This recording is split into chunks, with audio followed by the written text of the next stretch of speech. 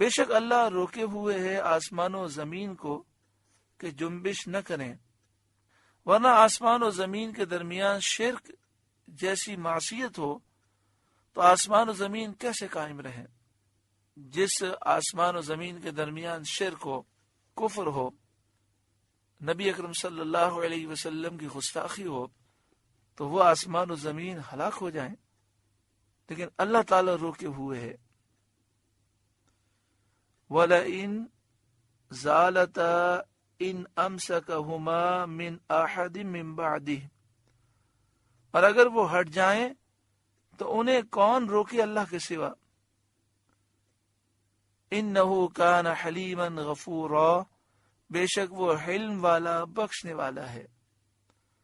وَأَقْسَمُوا بِاللَّهِ جَهْدَ أَيْمَانِهِمْ، اور انہوں نے اللہ کی قسم کھائی اپنی قسموں میں حد کی کوشش سے، لَإِن جَاءَهُمْ نَذِيرٌ، کہ اگر ان کے پاس کوئی ڈر سنانے والا آیا، لَيَكُونُنَّ أَهْدَىٰ مِنْ إِحْدَى الْأُمَمِ، تو وہ ضرور کسی نہ کسی گروہ سے زیادہ راہ پر ہوں گے۔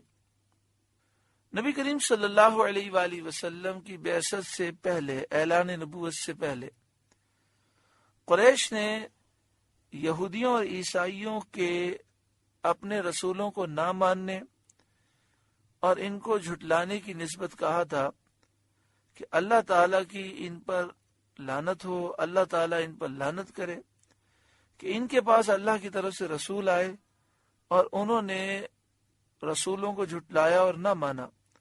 اللہ کی قسم، اگر ہمارے پاس کوئی رسول آئے تو ہم ان سے زیادہ راہ پر ہوں گے، اور اس رسول کو ماننے میں ان کے بہتر گروہ پر سبقت لے جائیں گے۔ تو فرمایا انہوں نے بڑی قسمیں کھائیں کہ اگر ہمارے پاس کوئی ڈر سنانے والا آیا تو ہم عمل کریں گے، اسے نہیں جھٹلائیں گے۔ فَلَمَّا جَاءَهُمْ نَذِيرٌ مَا زَادَهُمْ إِلَّا نُفُورًا، پھر جب ان کے پاس ڈر سنانے والا تشریف لایا تو اس نے انہیں نہ بڑھایا مگر نفرت کرنا۔ یعنی سید المرسلین، خاتم النبیین، حبیب خدا محمد مصطفیٰ صلی اللہ علیہ وآلہ وسلم کی رونق افروزی اور جلوہ آرائی ہوئی تو ان کی نفرت میں اضافہ ہو گیا۔ حق اور ہدایت سے جو انہیں نفرت تھی، اس نفرت میں اور اضافہ ہوا۔ استکباراً فی الارض، اپنی جان کو زمین پر اونچا کھینچنا، وہ مکر سیئ، اور برا داؤ۔ برے داؤ سے مراد یا تو شرک و کفر ہے یا رسول کریم صلی اللہ علیہ وسلم کے ساتھ مکر و فریب کرنا۔ یعنی جب یہ نبی آئے تو ان کی نفرت میں اضافہ ہوا، ان کے تکبر غرور میں اضافہ ہوا، ان کے مکر و فریب میں اضافہ ہوا۔ یہ کفار قریش ایمان نہ لائے۔ وَلَا يَحِيقُ الْمَكْرُ السَّيِّئُ إِلَّا بِأَهْلِ، اور برا داؤ اپنے چلنے والے ہی پر پڑتا ہے۔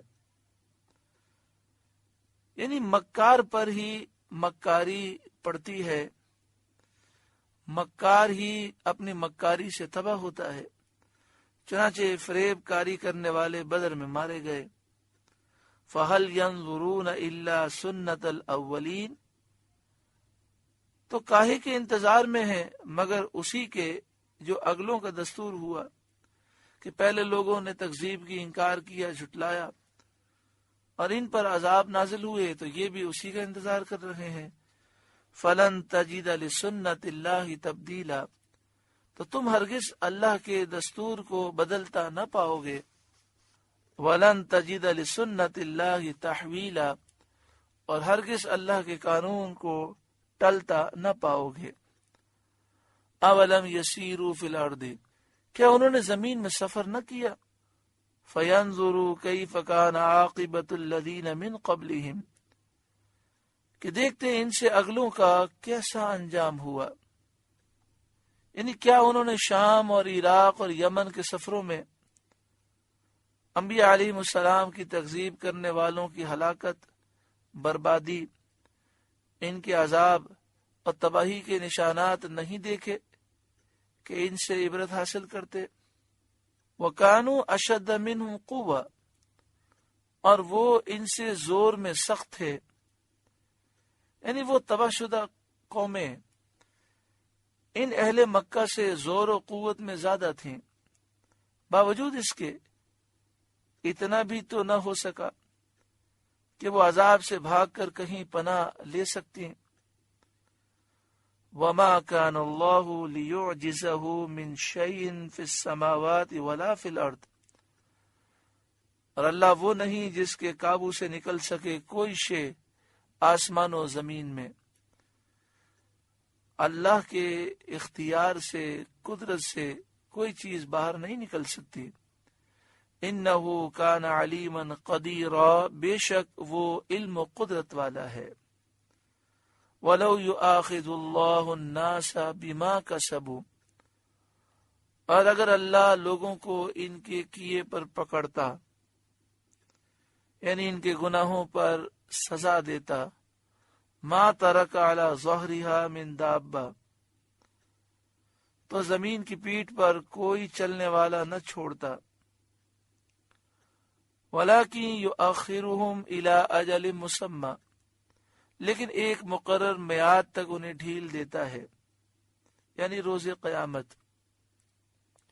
مراد یہ ہے کہ اگر فوراً گرفت ہو جاتے تو سارے ہی لوگ ہلاک ہو جاتے، لیکن اللہ تعالی مہلت دیتا ہے اور قیامت واقع ہوگی، پھر ان کا حساب ہوگا۔ فَإِذَا جَاءَ أَجَلُهُمْ، پھر جب ان کا وعدہ آئے گا، فَإِنَّ اللَّهَ كَانَ بِعِبَادِهِ بَصِيرًا، تو بے شک اللہ کے سب بندے اس کی نگاہ میں ہیں، انہیں ان کے اعمال کی جزا دے گا، جو عذاب کے مستحق ہیں انہیں عذاب فرمائے گا، اور جو کرم کے لائق ہے ان پر رحم و کرم کرے گا۔ سورہ فاطر کا درس مکمل ہوا۔ اللہ رب العالمین اس سورہ مبارکہ کے نور سے ہمارے قلوب کو روشن منور فرمائے۔ رب العالمین ہمیں دنیا اور آخرت میں کامیابی نصیب فرمائے، ہماری ساری برائیاں دور فرمائے۔